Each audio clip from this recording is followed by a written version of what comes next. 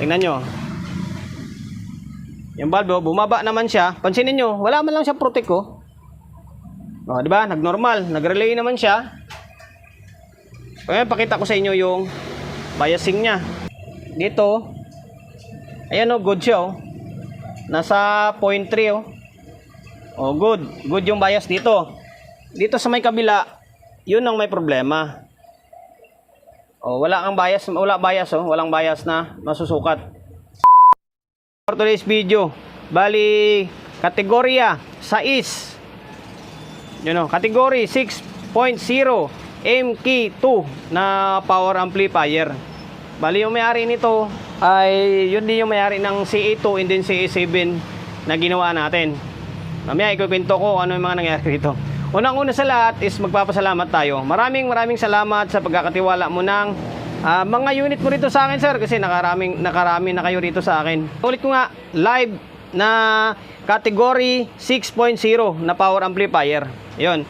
Ang issue nito, kaya din lang ito dito, nanununog ng speaker. Nanununog kasi may problema itong channel 1. Yung sinunog lang naman nito is ito lang naman, yung 2K na sabi crown ito eh. Yan, 2K ito, sunog ito, tusta. Ito yung mga voice coil niya oh. Ito yung coil niya. Ito yung coil niya oh, sunog oh. Tostado ito. Tusta ito. Tusta ito, no? Tinisting din nila niyan. Yan, Grandmaster na yan. Yan yung unang nadali. Yan yung unang nadali na nasunog. Balik tayo rito. Ang kwento, noong December daw, bigla na lang daw huminto yung tugtog nila. Kasi sunog na yan, oh. Umusok daw yan. Tapos tinigil, biniliwala lang kasi nga wala ng event. Hanggang sa nung testing namin nung nakaraan, nadali na naman itong ito. Ibig sabihin, sabi ko may problema talaga ito. Dalawa lang senaryo dyan na maaaring mangyari. May problema ito kaya nagaganda sunog yung speaker. Or dahil sa lakas ng kategory na to, hindi kinaya ng Grandmaster na yan, bumigay yan, nasunog, nagka-short na, bumalik yung problema papunta rito. Kaya rin nasira ito. And then, nung nasira ito, nung tinisting ito, nadali rin ito dahil may problema na ito. Gulo, di ba? Ayan, basta may problema na ito. Channel 2, ay channel 1. Good yung channel 2. Yung problema is yung channel 1 niya. And then, chinik na namin to. Nung pagtesting namin doon, may DC na lumalabas dito. Ngayon, sasabihin nyo, bakit nanununog? Wala bang relay? Yun ang malaking tanong. Kasi nga, nagtitrigger naman or naka-normal naman siya dito. Wala siyang protect or anuman. Pero may lumalabas na DC. Ang sabi ko, baka yung relay nito naka-automatic contact na hindi na siya bumabalik. Kaya kahit may error or may DC na lumalabas, is naka-contact pa rin siya. May nalalabas siya na voltahe. Tapos ang voltahe na lumalabas dito is baliktad o negative DC. Yun, ito yung problema na dapat natin i-resolve. Kung natin simulan yan, siyempre promotion muna tayo agad. Sa mga hindi pa nakapag-follow, paki-follow and then siyempre paki-share ng mga walang kwentang video natin sa my Facebook, YouTube channel. Sa mga hindi pa nakapag-subscribe, paki-subscribe, like, share and then siyempre paki-hit na bell button sa gilid para updated ka sa mga susunod na video na i-upload ko. Bali tinanggal ko na yung tornilyo nito eh. Pero ipapakita ko muna yung problema. Ito na may bias ito walang bias. Kaya lang mali ito, naka-plug in na siya. Gamit tayo ng bulb para sigurado. Tingnan nyo. Yung bulb, bumaba naman siya. Pansinin nyo, wala man lang siya protect ko. O, diba? Nag-normal. Nag-relay naman siya. Kaya pakita ko sa inyo yung biasing niya. Dito. Ayan o, good siya o. Nasa 0.3 o. O, good. Good yung bias dito. Dito sa may kabila, yun ang may problema. O, wala kang bias. Wala bias o. Walang bias na masusukat. Wala. O, wala. Ibig sabihin, may problema. Itong channel 1. Focus tayo rito ngayon. Ito yung babaklasin natin. And then, susuyurin natin kung ano yung pinaka-problema niyan. Bakit wala siyang bias. Diba? Problema, yan o. Makakaskas yung mga parts niya. Ito yung masakit or ito yung nakakalungkot ngayon. Panghula tayo ng parts na gagamitin natin dyan. In case na yan yung mga sira So ngayon, stay tuned lang kayo. Bali, magbabaklas lang ako. Dahil tinanggal ko na nga yung tornilyo nito. Tanggalin ko lang muna yung mga kable niya. And then, sa mga hindi pala nakakaalam ng voltahe, ng category 6, ito, naka 3 tires. 141, 94, 47. Yan, 3 tires. Tapos, capacitor niya, 22,000 by 80 volts. 12 piraso lang. Ay, nakasulat talaga ng live, oh. Gold plated. Ayun, stay tuned. Nabaklas ko na yung board ng channel 1. And then, upon checking, medyo hindi maganda yung balita. Sibak yung fuse. Ito, open ito. Ito naman buo. Kapag na-open itong fuse, kadalasan, sibak ng mga MOSFET. Nga, yun na nga yung nangyari. Sira ito, tatlong MOSFET. Ito, sira ito. Ito, na-check ko parang buo. Ayun, pakita ko sa inyo. Ito yung tester natin, ha. Ayun, testerin natin tong fuse. Ayun, open, oh. Open, wala, oh. Hindi gumagalaw yung tester, oh. Itong isa, good. Good yung kabila. Ayan, oh, good siya, oh. Ito, sira talaga. Open yung isa. Open talaga dito. Open, buo dito. Tapos, itong MOSFET to, value niyan is, yung nakalagay sa board, IRF na 260N. Tingnan nyo. Oh, short to. Shorted. Ito sa may dulo, shorted. Oh, shorted talaga siya, oh. Dito, short. Shorted. Tapos dito, wala, shorted din, oh. Ito dito, short. Tapos ito, buo ito. Parang buo itong isa, eh. Yan pa lang, ha. Ito, nangitim na nga ito. Pero buo pa naman. Yung mga diode, buo pa naman yung mga diode niya, eh. Buo yung mga diode. Ito MOSFET sibak. Sa ngayon, yan lang muna. Ito lang muna yung na nakita natin. Follow up ko na lang sa inyo kung may nadali pa na output. Sana wala na. Sana yun lang. Nakabili na tayo ng mga materials na gagamitin natin dito. Yung MOSFET, nakabili na tayo. Tapos yung transistor. Bali, follow up ko lang pala. Sira ito, isang piraso rito. Dito, sira ito. Value niyan is NGW na 0302. Sira. Yeah. Shorted yung isang power transistor. Bali ang nadali, isang power transistor, tatlong MOSFET. Yan. Tapos yung iba, tine-check ko man parang sana okay na. Ito guys, bigay tip ko lang sa inyo. Kahit di nyo na baklasin itong lahat ng mga transistor, pwede nyo may check yan pa isa-isa. Kahit angat nyo lang itong bloke. Kahit yung bloke lang iangat nyo, pwede nyo nang ma-check yan pa isa-isa. Yan, ginagawa ko ganyan, oh. Tapos, once na may masira na transistor, i-check nyo rin yung emitter nyan or yung bloke. Baka may na-open na yan. Ayun, bali, yun na. Ipapalit lang ako ng MOSFET lang muna. Kahit na hindi mo muna lagyan ng kwanto, kahit hindi mo muna lagyan ng transistor, okay lang yan. Kahit kulang ng isa, pag walang problema, is under pa rin yan. Hindi magandang balita pa rin. Binalik ko na yung mga bloke, lahat-lahat. Tapos tinisting ko na, sinalpak ko na. Ang problema, may shorted. May shorted dito sa may kabilang side. Akala ko transistor lang yung sira dito. Meron pa pala, meron ako hindi na-check dito. Shorted yung dito sa may drive. Ito, yung nakalagay dito is 1837. Yan, 1837. Short ito. Ang problema, kaskas sarado na naman ito. Kahit sa ulo ito. Yung isa good naman, eh. Teka lang, yung isa good. Ito good ito. Ito sira or short, may shorted. Yan, ito shorted. Yung ito sira ito. Ito sira, ito good. Ang naka-indicate ito sa may board 1837. Na-obvious naman na hindi 1837 ang nilagay. Kasi may bakal ito. Yung 1837, kwan yun eh. Silicone eh. Parang ganito, ito, 1837 ito. Ang nangyari, may bakal, tapos kaskasarado.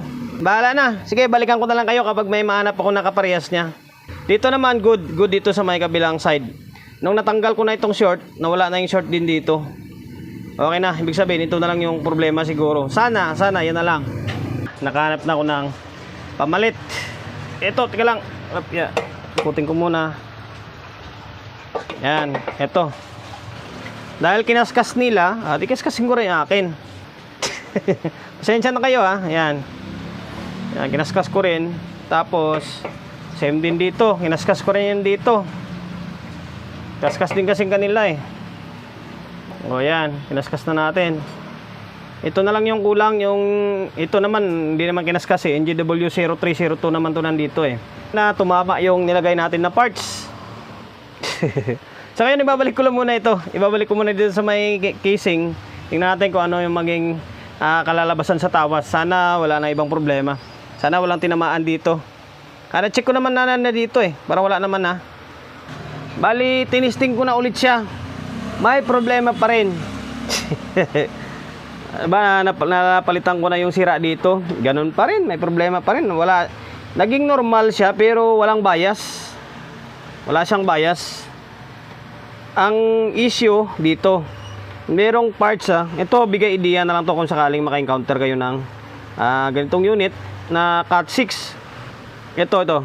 Yung value dito is 12K. Minaklas ko na nga ito. Teka lang Pinaklas ko na rin yung isang channel kasi kinukumpara ko na eh. Yan. Nakalagay dyan is 12K. Binunot ko yan, tapos sinukat ko actual. Yan, 12K. Ayan, 12K to dito. Ang nangyari, nagiging mataas na siya, 15K na. Nag-change value. wala akong 12K. Nag-series tayo. Isang 10K and then isang 2K para maging 12K. Yung isa na to, ito yung nangitim na yan, buo yan. Akala nyo lang sira yan pero buo. Value naman yan ay 2K din. 2K. Yan, 2K, buo yan, buo. Kaya okay lang kahit di napalitan yan. Ngayon, nagpalit na ako, ganun pa rin. Ito yung salarin, no? Ito. Yung isang IC dito, kasi apat ito, sira. Kaya, walang voltahe na lalabas dito. Yan, ito. Value nito is LM311. LM311P. Yan, sira ito. Kaya ako nasabing sira ito, nag-actual ako kasi sabi ko, inanap ko yung nandito. Una ko binaklas ito. Kinuha ko yung nandito. Tapos nilagay dito. Ayaw pa rin. Tapos sabi ko, baka ito na yon. Pagbaklas ko rito, tapos kinuha ko yung nandito, nilagay dyan, nagiging goods. Tapos yung ito, nilagay ko siya dito, tapos sinubok ko siya, sinalpak sa may casing, nawala ng voltahe dito or naging abnormal nandito. Ibig sabihin, sira talaga yung IC na nandito. Ngayon, buti na lang, meron ako mga naitabi na board ng Crown, ng mga luma.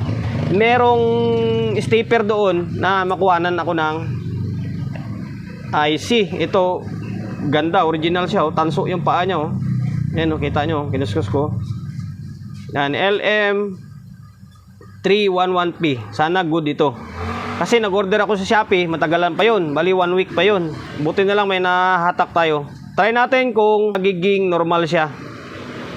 Try natin. Pero bago yan, pakita ko muna sa inyo, di ba? Pakita ko muna sa inyo na may problema yung ganong IC. Babalik ko lang yun. Taka lang, nalaglag siya eh.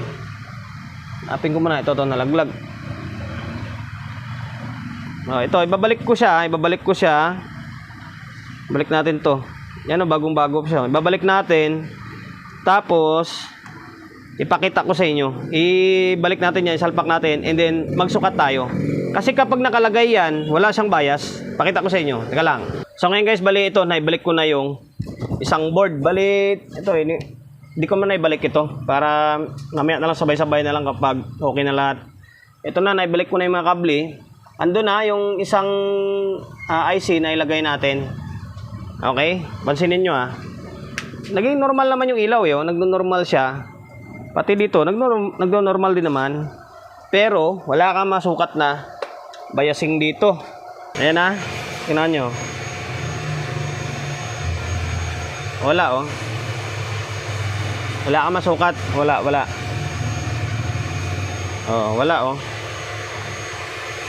dito. Wala. Ngayon, yun yung IC na yun kasi nga sabi ko tinisting ko na kahapon yun. Yung andito kinuha ko tapos nilagay doon, naging normal ito. So ngayon actual natin palit yung binunot natin na IC. Original talaga ito. Tingnan mo yung paa tanso. Yan, try natin kung buo ito. Sana buo. Kapag hindi buo to pwede naman para may pakita ko na sa inyo. Bunutin natin yung dyan mamaya. Tapos lagay dyan. Tapos antayin natin yung Shopee. Pero tingin ko okay pa naman to. Try natin. Ngayon stay tuned lang kayo. Babaklasin ko muna ulit ito. Guys, bali ito na yung board. Ito, bunutin natin ito. Ito yun Ito. Tapos ito yung papalit natin yung bunot na parts. Same na ni value niyan. LM311 din yan Yan, LM311. Ayan, naibalik na natin. Alam mo yung kinaibahan nila ito maputi, ito talaga tanso yung paa niya. So ngayon ibabalik ko muna ito. Babalik natin, tingnan natin. Sana magkakaroon na siya ng bias, maging normal na siya. And then ito, yung tinanggal natin na nasira dito, pinalitan na rin natin. Bago na ito, yung NGW na 0302. Kompleto na yung transistor. Nagkamali ako ng sulat akala ko nandito yung sira. Dito pala. Naglagay ako ng ikis. Ngayon babalik ko lang muna itong board. Naibalik ko na yung board and then naibalik ko na yung mga kable. Yan. Ito yung IC na pinapalitan natin bago. Kaya muna natin siya dito. Inilagay natin na isa. Andun, nakatago sa ilalim. Ngayon, obserbahan natin. Tingnan natin kung ano yung lalabas sa tawas. Teka lang, handa natin yung tester na natin para diretso sukat na tayo kung sakali. Ayan, okay. Ayan, nagnormal siya. Sana meron na. Pasensya na kayo, medyo magalaw yung camera natin. Alam nyo naman, one man game tayo Ito gumalaw na. Pansinin nyo. Gumalaw na. Ang bias nito is nasa point, halos nasa 0.4, 0.3 something yan diba? Normal na siya. Ibig sabihin good yung IC na binunot natin. Good na. Good na siya. Yan, good na siya Okay. Nagiging normal na. Okay na yan. Okay na ito. Hindi ko na tatanggalin yan. Yan na yan Yan na yan. Ang audio test na lang yung kailangan natin gawin dyan. Tapos ito, ay babalik natin. Ano ba? Ipapakita ko pa ba sa inyo? Hindi na siguro. Para hindi na umaba yung walang kwentang vlog natin. Babalik ko lang muna itong isa. Tapos, check natin. Magbabiasing ulit tayo. Tapos diretso na. Kung may audio na siya, mag-audio test tayo. Ito.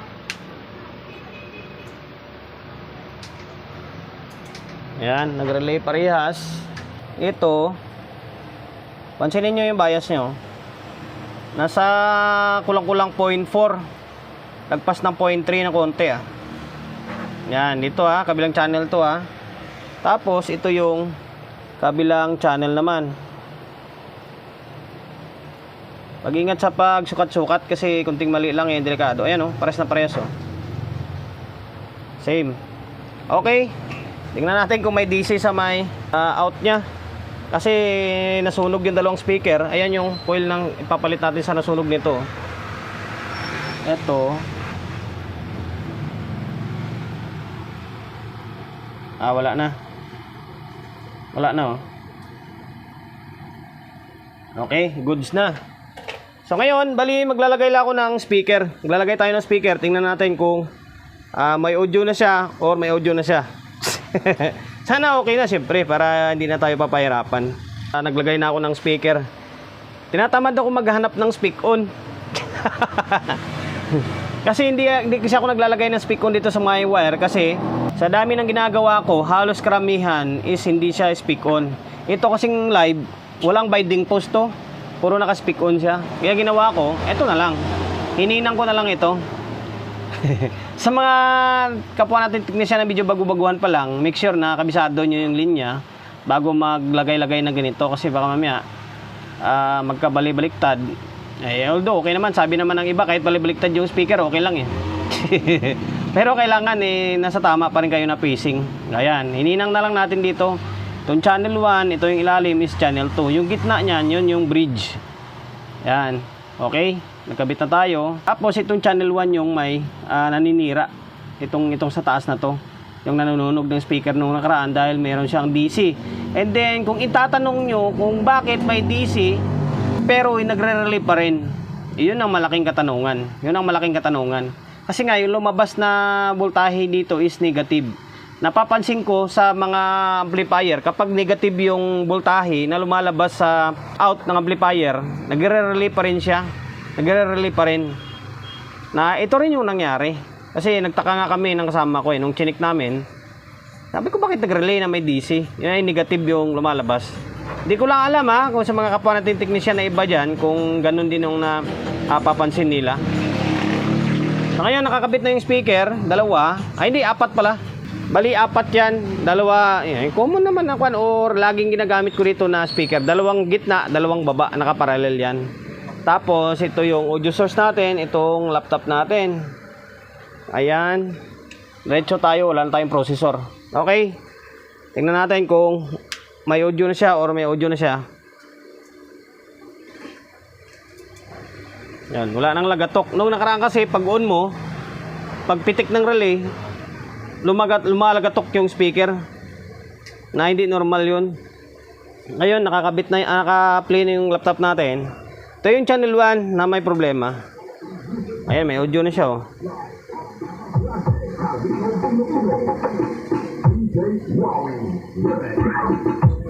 Okay. Ayan. Ito yung channel 2. Okay.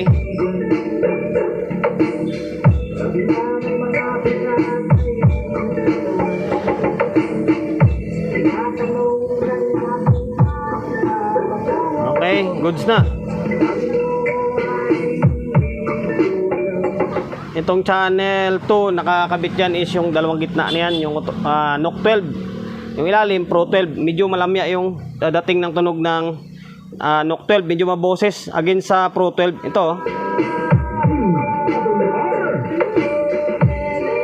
Ito yung Pro 12, matigas. Wala ganong boses pero makakalabog. Ayan. Pero maganda sila pagsamahin. Yun, bali okay na. Sana nakapagbigay ideya ako. Bali-balikan na lang natin yung mga ginawa natin. Bali, sira yung tatlong MOSFET. Sira yun, tatlong MOSFET. Pinalitan natin. And then, sira yung isang NGW. Sana ba yun? Andun sa ilalim yata. Ay, ito. Iba yung kulay ng kwan. Yan, ito yung pinalitan natin. Tapos, sira yung isang drive. Andun sa ilalim. Andun naman sa ilalim. Sira. Tapos, ano pa ba yung mga pinalitan natin? Tapos yun nga, yung IC pala. Yung IC yung pinakahuling na-detect natin na may problema. Dito sa may stepper niya. Okay na, buti nakahanap tayo ng bunot na IC, pero original. Dito galing yun, Yan, dito galing siya, Yan, LM311. Yan, nakasulat pa, Buti na lang, naitabi ko itong board. Board dito ng Crown na 850. Salamat dito. Dahil dito, nabuo ko. Kasi magantay tayo ng 1 week. Ayun, sir from Novaliches. Bali, okay na ulit yung kategory na 6.0 MK2 2 na model. Back to normal na siya. Balik ko lang na lang, is tornilyo na lang naman. Oh. Mamaya ko lang tornilyuhin yan. Kapag tapos na yung walang kwentang vlog natin. Sana nakapagbigay idea ako sa mga kapwa nating technician na maka-encounter na ganitong unit, na sana yun din yung sira ng gagawin nyo in case na meron kayong gagawin. Para kahit pa paano may idea na kayo. Promotion bago tayo magtapos, siyempre shop natin always on the go na 24/7.